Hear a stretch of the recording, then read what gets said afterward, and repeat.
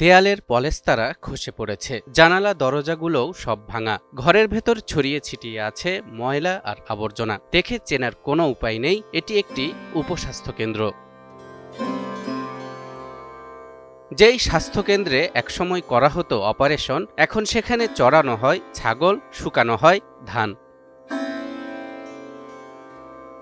স্বাস্থ্যকেন্দ্রটি union পর্যায়ে হলেও একসময় এখানে রোগীদের ভিড় লেগেই থাকত, কারণ এখানে নিয়মিত ছোটখাটো অপারেশন সহ বিনামূল্যে চিকিৎসা সেবা দেয়া হতো। আগে ওষুধ পাষুধ দিচ্ছিল, ওই অপারেশন হচ্ছে, পেট কাটছে, বাচ্চা কাচ্চা করে নিয়েছে, সবই হচ্ছে, ওই 2 ঘর তোলা হচ্ছিল।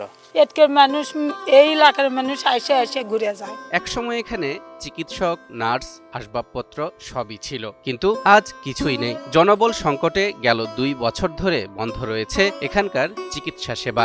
এই এলাকার মানুষ সেখান থেকে চিকিৎসা নিত, খুবই সুফল পেত, কিন্তু বর্তমানে সেখান থেকে কোনো সুফলই পাচ্ছে না। এটি বগুড়ার শিবগঞ্জ উপজেলার মোকামতলা ইউনিয়নের স্বাস্থ্য ও পরিবার কল্যাণ কেন্দ্র।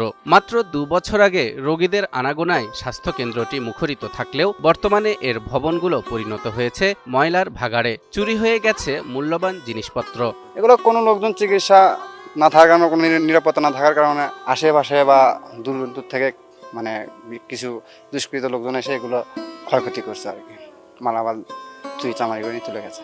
স্বাস্থ্য প্রকৌশল বিভাগের তথ্যমতে 60-এর দশকে নেদারল্যান্ড সরকারের সহায়তায় 3 একর জায়গার উপর উপস্বাস্থ্য কেন্দ্রটি নির্মিত হয়েছিল। 25 থেকে 30 বছর আগে এখানে সাধারণ চিকিৎসা সেবার পাশাপাশি বিভিন্ন ধরনের অস্ত্রোপচারের সেবাও দেয়া হতো। পরবর্তীতে অস্ত্রোপচার বন্ধ হলেও 2023 সালের ডিসেম্বর পর্যন্ত বহির্বিভাগে সেবা চালু ছিল।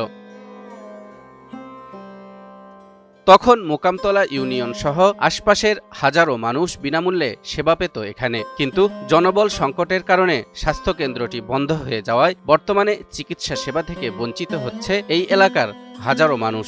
সেখান থেকে কোনো সুফল না পাওয়ায় এই অঞ্চলের মানুষকে অত্যন্ত পেরেশানির মধ্যে পড়তে হচ্ছে। জরুরি এবং চিকিৎসা নিতে গেলে তাদেরকে শিবগঞ্জ সদর হাসপাতাল এবং বগুড়া শহীদ জিয়াউর রহমান মেডিকেলে গিয়ে চিকিৎসা নিতে হচ্ছে। তাতে করে এই অঞ্চলের মানুষের সময়, ভোগান্তি এবং অর্থ খরচ বেশি হচ্ছে।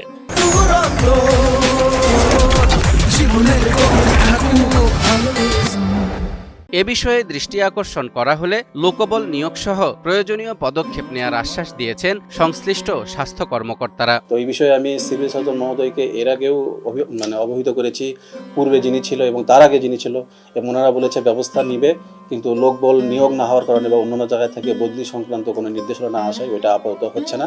শুধু কথার আশ্বাস নয়, বাস্তবিক অর্থেই স্বাস্থ্যকেন্দ্রটি চালু করার জন্য জোর দাবি জানিয়েছেন এলাকার সর্বস্তরের সাধারণ জনগণ। আমি একজন শিক্ষক হিসেবে এই উপস্বাস্থ্য কেন্দ্রটি চালু হওয়ার জন্য জোর দাবি জানাচ্ছি। এর একটা তো সরকারের যদি একটা কোনো ব্যবস্থা নেয়, জিনিসটা আবার চালু হোক, আলহামদুলিল্লাহ সবাই খুশি থাকবে তাহলে।